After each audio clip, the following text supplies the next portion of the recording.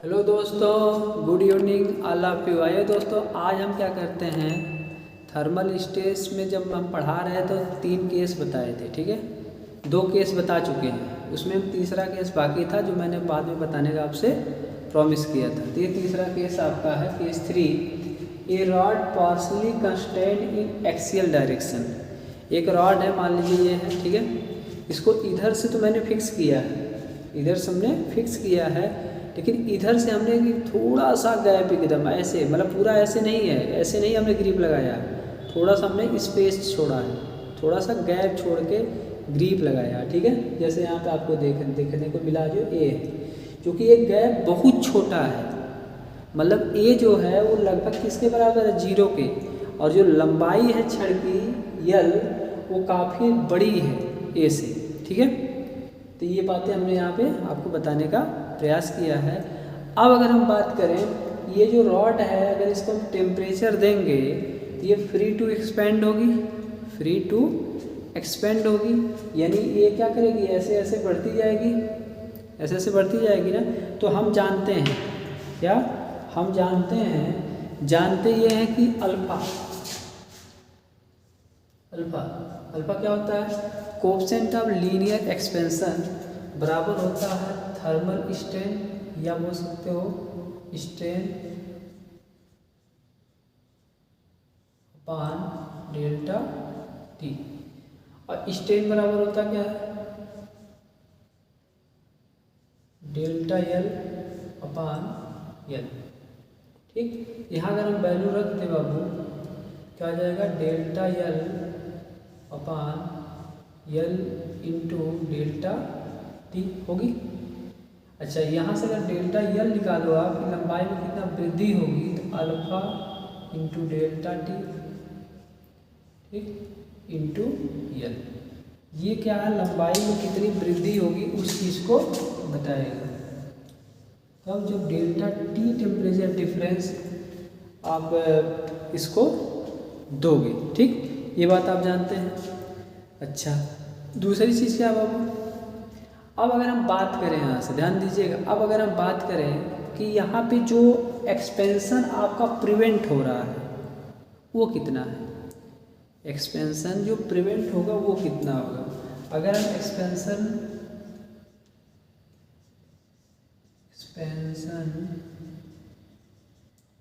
Prevent की बात करें तो होगा क्या, डेल्टा एल माइनस ए, डेल्टा एल माइनस ए। आप कहोगे सर ये बताइए मुझे डेल्टा एल माइनस ए क्यों लिखे, पहले इस चीज़ को समझ लीजिए। ठीक है, अब बताना दोस्त कि अगर आप इसको टेम्परेचर देते जाओगे तो इसी लंबाई में वृद्धि क्या होगी, होती रहेगी। जैसे ये हमने एक यही पार्ट बनाया है, इसको जैसे जैसे हम टेम्परेचर देंगे बढ़ाते जाएंगे डेल्टा टी, ठीक है, इसमें वृद्धि क्या होती है, होती जाएगी ऐसे, ठीक, होती जाएगी। ये जो हमारा ग्रिप लगा है इसको चीरते हुए बाहर निकल जाएगी, उसको चीरते हुए बाहर निकल जाएगी, और जब टेम्परेचर घटेगा तो फिर वो अपने ओरिजिनल पोजीशन में आने का प्रयास करेगी। ये तो आप जानते हैं ना। अच्छा, तो एक बात बताइएगा आप मुझे, यहाँ पे जो डेल्टा यल है, जो डेल्टा यल है, यानी जो लेंथ, बार के लेंथ में जो आपकी वृद्धि हो रही है वो क्या है, वो वेरिएबल है, यानी चेंजेबल है। जैसे जैसे टेम्परेचर हम देंगे वैसे वैसे डेल्टा में जो आपका लंबाई में जो वृद्धि होगी इसमें क्या होगी, बढ़ती जाएगी, अर्थात वो क्या है एक तरह से, इसलिए मैंने कहा डेल्टा एल वेरिएबल है यानी चेंजेबल है। ठीक है, और ए का मान बाबू क्या फिक्स है, ए का मान क्या है, फिक्स है। तो जैसे जैसे आप टेम्परेचर बढ़ाओगे डेल्टा एल का मान क्या होगा, बढ़ता जाएगा, डेल्टा एल का मान क्या है, बढ़ता जाएगा। इसीलिए हमने क्या किया है, डेल्टा एल में से ए को घटाया है, डेल्टा एल में से क्या किया है, ए को घटाया है। ये बात समझ में आई। अच्छा, आप मुझे एक बात बताइए, जो ग्रिप लगाए हैं यहाँ पे ऐसे है और यहाँ बहुत छोटा सा, जब आप इसको टेम्परेचर देंगे बार को, ये बढ़ते बढ़ते यहाँ पे ऐसे हो जाएगी, है ना। अब इसको दाबने का प्रयास करेगी, इसको मतलब क्या बोलते हैं कि मतलब उखाड़ कर फेंक दें, तो बताइए आपका ये ग्रिप अगर कमजोर है तो हट जाएगी, लेकिन ग्रिप भी तो इस पर एक फोर्स लगाएगी, कंप्रेशन फोर्स लगेगा नहीं लगेगा। इस चीज़ को हम यहाँ पे दर्शाएंगे। देखिए अब ध्यान से हम यहाँ से दिखाएंगे क्या, ये इधर से और इधर से दोनों तरफ से एक फोर्स लगने लगेगा, और ये जो है इधर की तरफ आपकी ऐसे ऐसे बढ़ेगी। ठीक, तो ये इधर से बोल रहा है कि इधर से कंप्रेशन फोर्स लगेगा यानी आर वैल्यू का रिएक्शन। ठीक, ऐसे इधर भी हम आर वैल्यू का दिखाएंगे। तो आर क्या है, एक तरह से कंप्रेसिव फोर्स लग रहा है। क्या है, कंप्रेसिव फोर्स यानी एक्सियल कंप्रेसिव फोर्स या एक्सियल रिएक्शन आप बोल सकते हो। ठीक है, अच्छा तो ये एक्सपेरिमेंट अगर हम देखें ये हो गया। तो हम जानते हैं, हमने पहले ही बताया था कि डेल्टा जो यल होता है फार्मूला होता है एफ एल अपान ए होता है,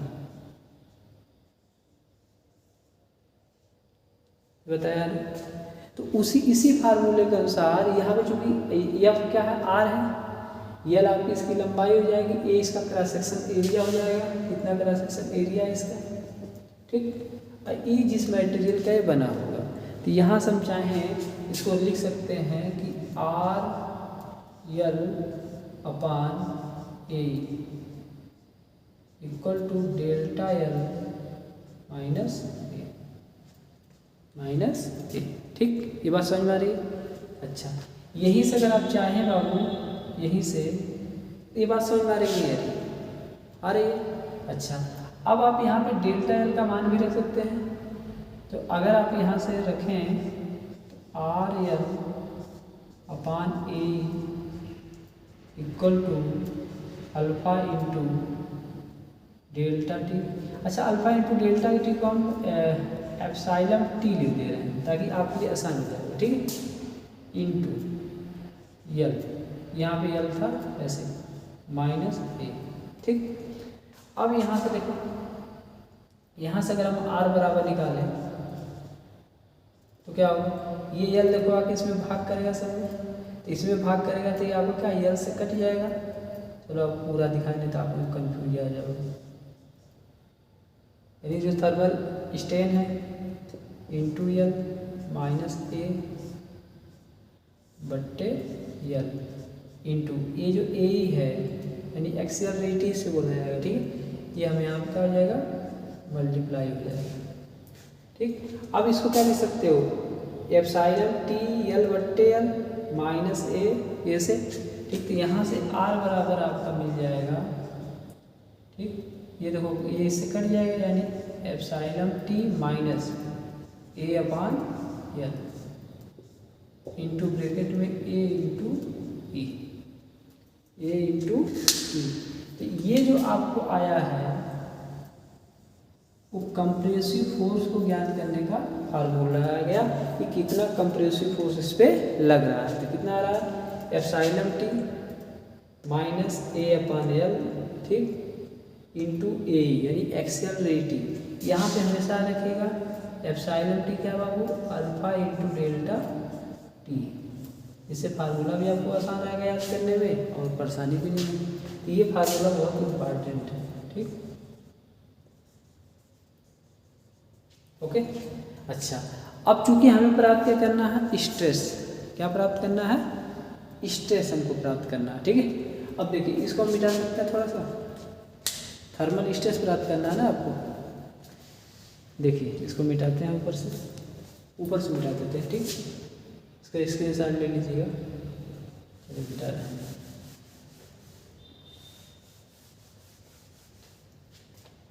यही से देखिए क्या करते हैं, चूंकि हम देख क्या रहे हैं बाबू कि R इक्वल टू मिला हमारा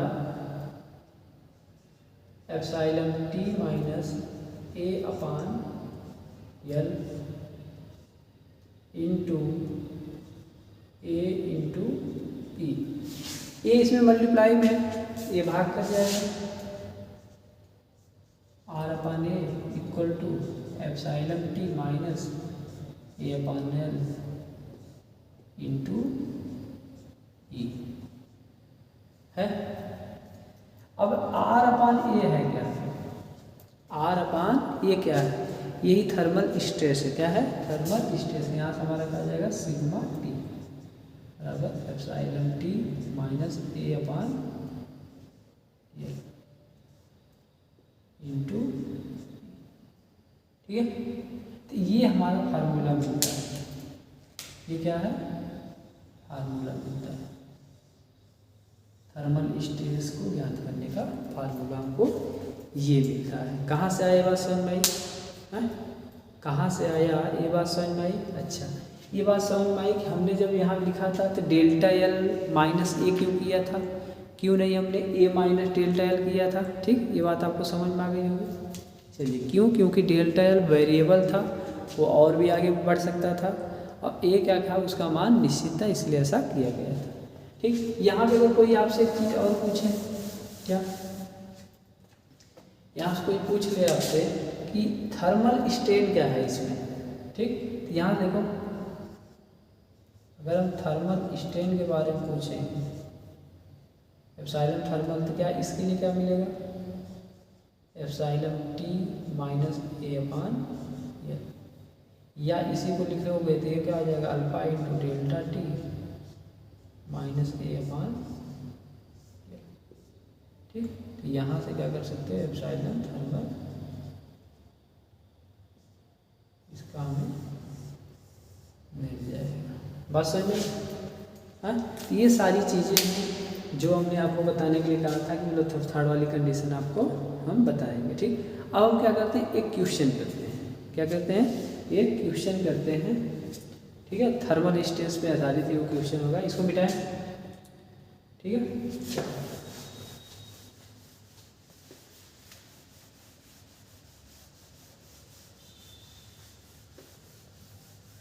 क्वेश्चन क्या होगा देखो,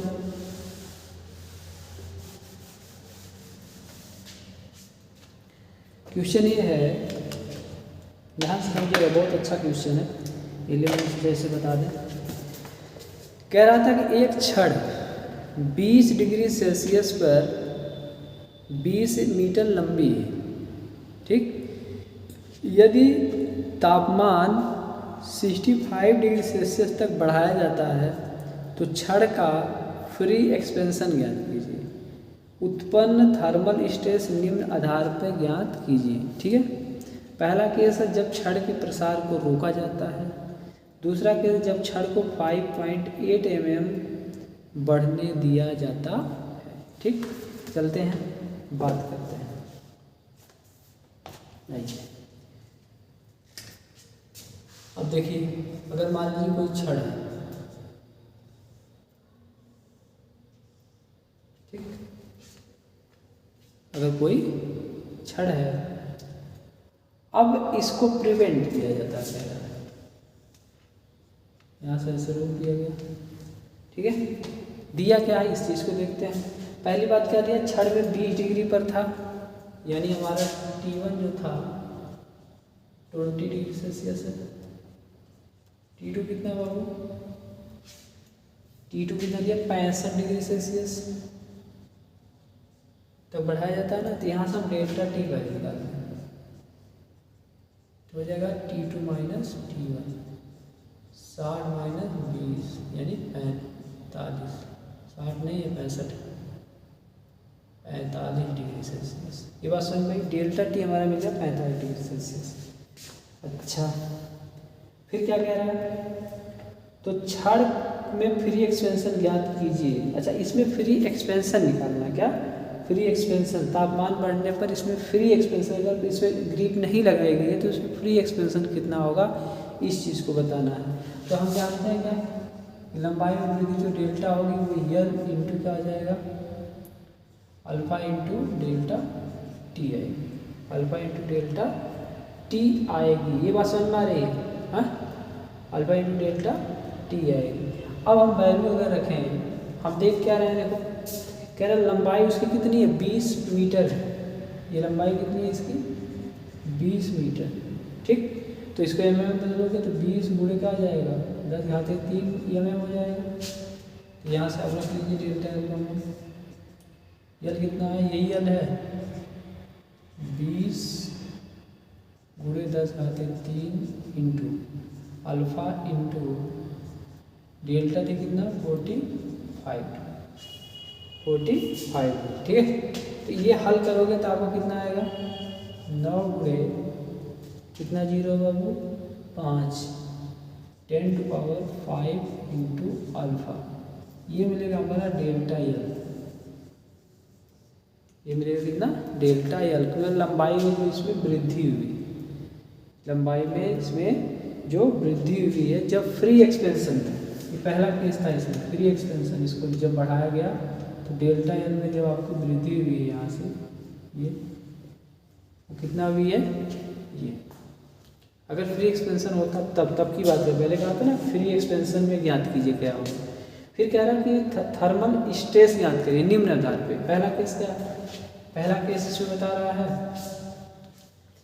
कि जब छड़ के प्रसार को रोका जाता है, मतलब क्या किया गया, यहाँ पे ग्रीप मान लो यहाँ लगा दिया गया, अब टेम्परेचर दिया जाएगा, अब ग्रीप लगा दिया गया है तो उसमें तो स्ट्रेस जनरेट होगा ही, तो इधर से ऐसे क्या होगा आपका कंप्रेसिव स्ट्रेस जनरेट होगा, कंप्रेसिव फोर्स लगेगा, ठीक, जिसके कारण इसके अंदर क्या होगा कंप्रेसिव थर्मल स्ट्रेस जनरेट होने वाला है। अब हमें उस चीज़ को यहाँ पे निकालना है, क्या करना है, निकालना है, ठीक। चलते हैं, अब यहाँ से ये बातें तो हमको पता चल गई। अब हम जानते क्या, फार्मूला क्या होता है हमारा कि सिग्मा थर्मल स्ट्रेस आपका क्या होता है, यहाँ से बराबर होता है क्या, और एप्सिलॉन टी इंटू ई, या इसकी वैल्यू आप जानते हैं alpha into delta T into E होता है, बात समझ में आ रही है। तो अब यहाँ पे वैल्यू क्या हो जाएगा, sigma T equal to delta T का मान आया 45 अल्फा इंटू ई आ जाएगा, ये आपको स्ट्रेस की वैल्यू आ गई, ठीक, ये बात समझ में आई। अच्छा, इसके बाद ये तो पहला मतलब क्या बोलते हैं कि पहला केस हो गया इसमें। दूसरा केस में क्या कह रहा है, कह रहा है कि जब छड़ को 5.8 बढ़ने दिया जाता है, यानी आपका डेल्टा एल यहाँ पे दिया है 5.8 बढ़ने दिया, रुक जाओ, ये था मान लो ये बढ़ते बढ़ते आपका यहाँ पे आया ऐसे, यहाँ मैंने ग्रीप लगा लिया, ठीक, यहाँ से ये जो है 8.5 mm तक हमने बढ़ने दिया, क्या बढ़ने दिया।